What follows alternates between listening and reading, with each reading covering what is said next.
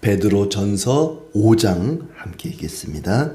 너희 중 장로들에게 고난오니 나는 함께 장로 된 자요 그리스도의 고난의 증인이요 나타날 영광에 참여할 자니라.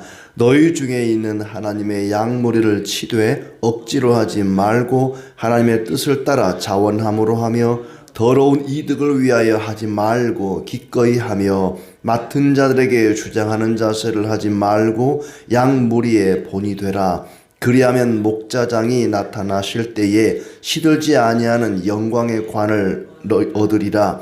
젊은 자들아 이와 같이 장로들에게 순종하고 다 서로 겸손으로 허리를 동이라. 하나님은 교만한 자를 대적하시되 겸손한 자들에게는 은혜를 주시느니라. 그러므로 하나님의 능하신 손 아래에서 겸손하라. 때가 되면 너희를 높이시리라.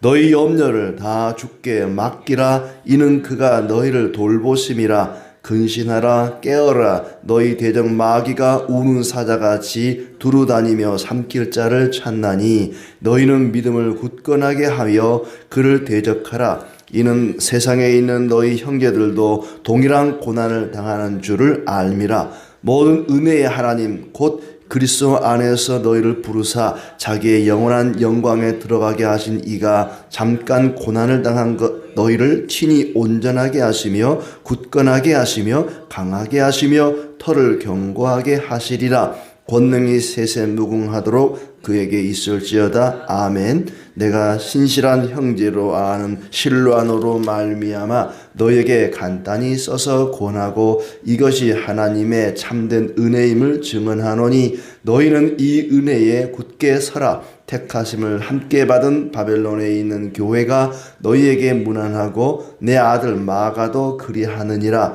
너희는 사랑의 입맞춤으로 서로 문안하라. 그리스도 안에 있는 너희 모든 이에게 평강이 있을지어다. 아멘. 네, 오늘도 주님의 은혜가 가득하기를 진심으로 축복합니다. 베드로는 예수님의 12제자 가운데 한 사람이죠.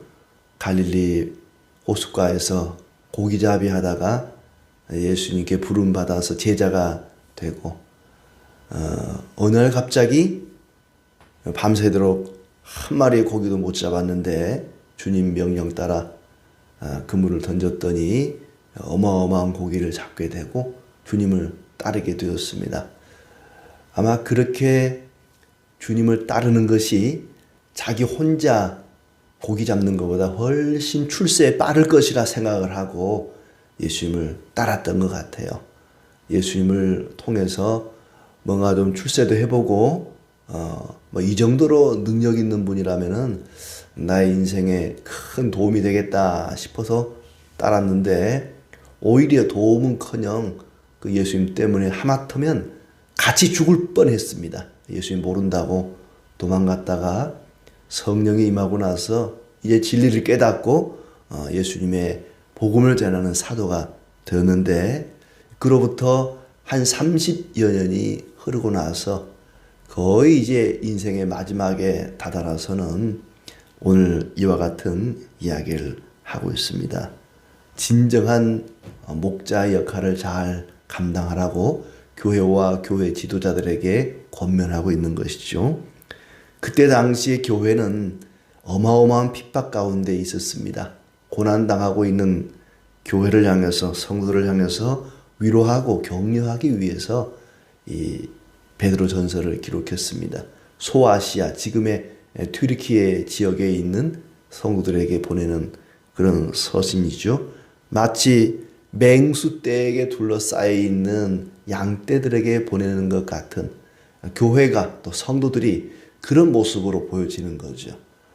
교회가 큰 핍박과 환난 중에 있는데 그들을 위로하기 위해서 먼저는 장로들에게 그리고 6절 5절이죠. 5절에 젊은 자들아 하면서 젊은 자들에게 교회에 말씀을 전하는 그런 사역자들에게 먼저 이야기하고 그리고 이제 젊은 성도들에게 또 권면하고 그렇습니다. 너희 중에 장로들에게 권하노니, 이 장로는 지금의 장로가 아니라 목사들, 저와 같이 하나님 말씀을 전하는 목사들에게 하는 얘기입니다. 목사도 장로로 그렇게 구분이 되죠. 가르치는 장로, 치리하는 장로, 이렇게 장로는 둘로 나눠지는데, 여기는 이제 가르치는 장로인 지금의 목사들에게 권하는 말입니다. 나도 장로로서 장로들에게 권한다. 베드로 자신도 말씀을 전하는 그런 장로로서 장로들에게 권한다. 그리스도의 고난의 증인이요 앞으로 나타날 영광을 함께 누릴 사람으로서 편지를 쓰는 거죠. 고난의 증인, 장차 나타날 영광에 참여할 자로서, 성도들도 그렇고 교회의 지도자들도 그렇고 고난의 증인이고 영광에 함께 참여할 자들입니다. 목사로서 의무를 가르치고 있습니다. 너희 중에 있는 하나님의 양머리를 치되 억지로 하지 말고, 말씀을 가르치는 자들이 어떻게 될지, 그 첫째는 양머리를 치되 억지로 하지 말고 하나님의 뜻을 따라 자원함으로 하며 더러운 이득을 위하여 하지 말고 기쁜 마음으로 하라 그렇습니다. 하나님의 말씀을 가르치는 그 사역을 억지로 하지 말고 즐거운 마음으로, 기쁜 마음으로, 자원하는 마음으로 하라. 자기 이익을 위해서 하지 마라. 먹고 살기 위해서 하지 마라는 얘기입니다.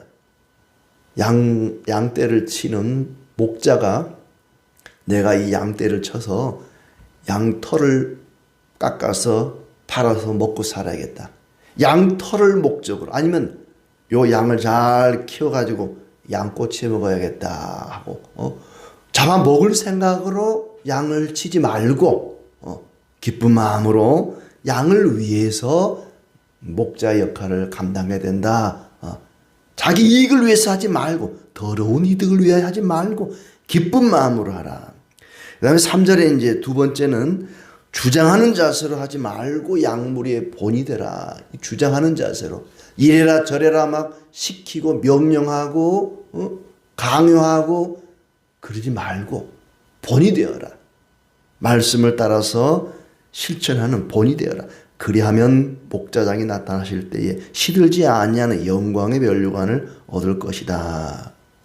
양떼들이 아파할 때 함께 아파하고 즐거워할 때 함께 즐거워하고 양떼들의 그 마음을 함께 공감할 수 있는 그런 목자, 그런 장로들이 돼야 한다는 것입니다. 이번에는 이제 양무리들을 가르칩니다. 5절부터는 젊은 자들아 하면서 교회 안에 있는 젊은 자들에게 권면하고 있습니다. 장로들에게 순종하라. 어른들에게 순종하라는 거예요. 젊은이들이 장로들, 나이 많은 목사들이 가르치는 그 가르침을 꼰대니 무슨 그런 거부감 갖지 말고 순종해라. 서로 겸손으로 허리를 동이라. 하나님은 교만한 자를 물리치시고 겸손한 자에게 은혜를 주신다. 하나님의 능력의 손 아래에서 겸손하라. 때가 되면 높이시리라. 젊은이들에게 주는 첫 번째 권면은 겸손입니다. 겸손해야 된다. 자기를 낮춰야 된다. 그러면 하나님이 높일 것이다. 두 번째는 7절에 모든 걱정을 하나님께 맡기라. 그가 너희를 돌보실 것이다. 모든 염려를 다 주께 맡기라. 이는 그가 너희를 돌보심이라. 하나님이 해결해 주실 것이다. 걱정을 끌어안고 온갖 세상 염려를 다 끌어안고 살지 말고 모든 걱정을 하나님께 맡기라. 내던지라 그랬습니다. 마치 학교 갔다 온 학생이 등에 메고 있는 가방을 그냥 훌훌 벗어서 툭 던져버리듯이 모든 걱정을 하나님께 던져버려라. 맡겨라. 그 끌어안고 있다고 해서 해결될 것이 아니죠. 걱정이라는 것, 염려라고 하는 것은 내가 끌어안고 있다고 해결되는 거 아닙니다. 걱정한다고 걱정이 해결되면 걱정할 것이 없겠네. 뭐 그런 말도 있지 않습니까? 걱정한다고 걱정이 해결되는 것이 아닙니다. 걱정한다고 걱정이 해결될 것 같으면 맨날 걱정하겠죠. 해결이 안 된다는 거예요. 다 하나님께 맡기라. 그가 너희를 돌보신다. 그리고 세 번째는 8절에 정신을 차리고 깨어 기도하라 그렇습니다. 정신을 바짝 차리고 깨어 기도하라.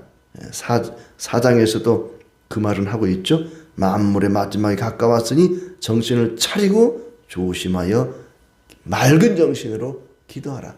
깨어 기도하라. 이 말은 우상 숭배와 관련이 있다 그랬죠. 우상 숭배하는 자들은 항상 그 의식에 술을 마시고 술을 취하는 것이 있으니까 하나님 섬기는 사람들은 그리 술에 취해서 정신이 해롱해롱하지 말고 정신을 바짝 차리고 깨어서 기도하라. 마귀가 우는 사자같이 두루다니며 삼킬 자를 찾고 있다.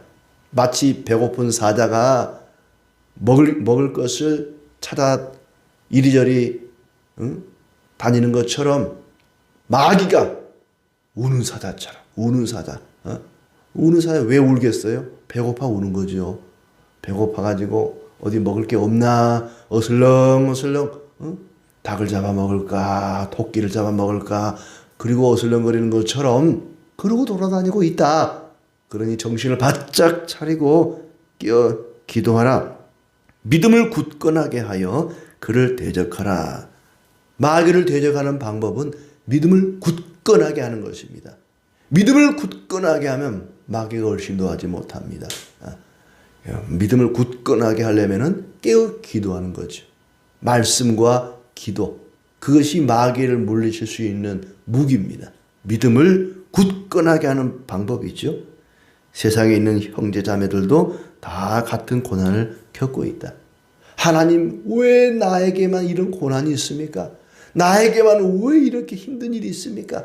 그러지 마라. 세상에 있는 모든 형제 자매들이 다 같은 고난을 겪고 있다. 나만 힘들고 나만 괴로운 것 같지만은 세상 사람들이 말하지 않아도 드러나지 않아도 다 고민이 있고 염려가 있고 걱정이 있습니다. 그러니까 하나님께 다 맡기고 깨어 기도하고 믿음에 굳게 선다면 이겨낼 수 있다. 마귀는 두려워하게 만들고 교만하게 만들고 기도하지 못하게 만들고 믿음이 약하게 만들죠. 그 마귀를 대적해서 이겨야 된다. 그러면서 10절에 모든 은혜의 하나님 그랬습니다. 모든 은혜의 하나님. 모든 은혜는 하나님께로부터 옵니다. 우리가 깨어 기도하고 믿음 위에 굳게 선다면 하나님은 우리가 마귀를 대적할 수 있도록 은혜를 베풀어 주실 것입니다. 그래서 베드로는 모든 은혜의 하나님 이렇게 새로운 말씀을 시작하고 있습니다. 모든 은혜의 하나님. 그리스도 안에서 그분의 영원한 영광으로 불러주신 분께서 잠시 동안 고난을 받는 여러분을 친히 온전하게 하시고 굳게 세워주시고 강하게 하시고 기초를 튼튼하게 해주실 것입니다. 우리가 하나님께 기도하고 모든 걱정을 맡기고 나아간다면 하나님께서 우리를 굳게 세워주시고 강하게 하시고 또 우리를 튼튼하게 하시고 온전하게 하신다. 그런 은혜를 베풀어 주시는 하나님이십니다. 모든 은혜의 하나님, 그 하나님께 은혜를 구하는 이 아침이 되기를 바랍니다. 하나님께서는 고난을 통해서 우리의 믿음을 굳건하게 하시고 또한 그 모든 고난을 잘 이겨내게 하십니다. 내게 고난이 다가올 때 이 고난을 통해서 나를 굳건하게 하시려고 하는구나. 마치 대장간에 이 대장장이가 쇠를 뜨거운 불에 달구어서 망치로 막 두들겨 패는 것은 그 쇠를 아주 단단하게 하기 위해서 강하게 하기 위해서 그렇게 불에다가 집어넣기도 하고 망치로 두들겨 패기도 하는 것처럼 하나님께서 우리를 단단한 믿음으로 연단시키기 위해서 그렇게 불시험을 주시기도 하고 막 두들겨 패기도 하시고 고난을 주신단 말이죠. 그 고난을 통해서 우리의 믿음이 마귀를 대적하여 이길 수 있는 굳건한 믿음, 온전한 믿음 되게 하시니 너희가 당하는 그 고난을 너무 걱정하지 말고 두려워하지 말고 담대하게 기도함으로 이겨나가라는 얘기입니다. 그리고 이제 마지막 12절부터는 마지막 마무리 인사를 하는데 실로아노를 통해서 이 편지를 지금 쓰고 있다. 아마 베드로가 이제 연로하니까 눈이 침침하기도 하고 그래서 실로아노라고 하는 사람을 통해서 편지를 쓰는데 아마 실로아노가 이방인인 것 같아요. 이방인이라고 해서 너무 무시하지 마라 하면서 너희를 격려하고 하나님의 은혜 안에 굳게 서게 하려고 내가 실로아노의 손을 빌려서 이 글을 쓰고 있다. 또 함께 택함 받은 바벨론의 자매 교회와 마가가 문안한다. 서로 입맞춤으로 문안하라. 서로 입맞추는 게 지금 이제 악수하는 것처럼 그런 문안 인사였던 것 같아요.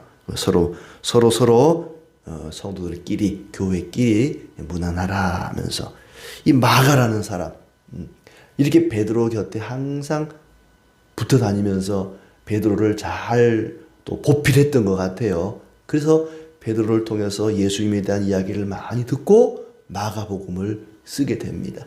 나중에 이제 마가 다락방에 예수님 떠나고 나서 백신문도가 모이기도 하고 아주 중요한 역할을 했던 그런 사람인데 그래서 이제 마가가 항상 베드로 곁에 같이 있어서 그래서 예수님에 대한 이야기를 많이 듣고 알고 그리고 마가복음을 썼구나 하는 걸 알게 되죠. 마지막 권고를 합니다. 또 서로 뜨겁게 사랑하고 서로를 위해서 기도하고 그렇게 서로 문안하라 말하고 15장에서는 그리스도 안에 있는 14장 끝부분에 그리스도 안에 있는 너희 모든 이에게 평강이 있을지어다 이렇게 마지막 인사를 권하고 있습니다. 그리스도 안에 있는 모든 이에게 축복을 하는 거죠. 그리스도 밖에 있는 사람에게는 그런 축복이 없습니다. 그리스도 안에 있는 사람에게만 있는 축복. 그 축복이 뭐냐? 평강입니다. 평강. 그리스도 안에 있는 너희에게 이 평강이 있을지어다. 그래서 그리스도 안에 있는 성도들에게 평강을 기원하고 있습니다. 이 말씀을 통해서 목사에게 또는 성도들에게 젊은이들에게 하나님께서 베드로를 통해서 권면하는 그런 말씀을 깊이 생각하게 합니다. 목사들에게 주는 말씀은 그건 목사님만 그냥 알아서 잘 듣고 그대로 사세요. 우리는 별로 관련이 없는 말씀입니다. 그렇게 치부하지 마시고 목사를 위해서 여러분이 기도하시면 좋겠습니다. 이 땅에 있는 모든 목회자들이 하나님의 말씀 사역자들이 이렇게 살면 참 좋겠다. 한 마리의 양이라도 소중히 여기고 자기 이익을 위해서 먹고 살기 위해서 사역을 하는 것이 아니라 기쁜 마음으로 즐거운 마음으로 자원하는 마음으로 성도의 아픔을 양들의 아픔을 외면하지 않는 그런 목자들이 될 수 있도록 우리가 기도해야 되겠습니다. 목자들이 양이 아플 때 그것도 못 참냐고 말이지. 양이 돼가지고 그것도 못 참냐고. 빨리 일어나라고 그렇게 할 것이 아니라 양들의 아픔을 함께 공감할 수 있는 그런 목자들이 될 수 있도록 기도해야 되겠습니다. 주님이 걸어가신 그 고난의 길을 우리가 따라가지 않으면 주님이 누린 그 영광의 면류관도 누릴 수가 없습니다. 모든 고난을 잘 이겨낼 수 있도록 성도들을 위로하고 권면하고 격려하는 그런 목자들을 위해서 기도해야 되겠습니다. 억지로 하지 말고 자원하는 마음으로 오늘도 또 새벽에 또 가야 되나 억지로 그냥 막 도살장에 끌려가는 그런 송아지처럼 그렇게 끌려가지 않고 기쁜 마음으로 감당할 수 있도록 사리사욕이 아니라 양떼를 위해서 기꺼이 희생하고 헌신할 수 있는 그런 목자, 또 양떼들을 꾸짖지 아니하고 모범을 보일 수 있는 그런 목자, 양떼들이 보고 맞아, 저럴 땐 저렇게 되는구나, 목사님처럼 저렇게 살아야 되는구나, 이렇게 본을 보일 수 있는, 아이고 나는 목사님처럼은 안 살래, 그런 목자가 되면 안 되겠죠. 또 위에서 기도해 주시기를 바랍니다. 또 성도들은 젊은이들아 여기에 해당하는 말씀대로 살아야 되겠습니다. 장로들의 가르침이 목사들의 가르침이 마음에 안 들어도 잘 순종할 수 있도록 특히 젊은 사람들이 판단하면서 자기도 못하면서 우리 보고 하라 그러네 그러면서 거절할 것이 아니라 기꺼이 순종하고 서로 잘난 척하지 말고 겸손하게 순종하면서 뜨겁게 사랑하고 서로를 위해서 기도하는 그런 교회 공동체, 그런 믿음의 공동체가 되도록 성도들을 위해서, 교회를 위해서도 기도해야 되겠습니다. 세상에서 지친 성도들이 적어도 교회에 와서만큼은 위로를 받고 힘을 얻고 용기를 얻고 평안을 누릴 수 있도록 교회를 위해서 기도해야 되겠습니다. 그때 당시에 성도들이 얼마나 많은 핍박을 받았는지 모릅니다.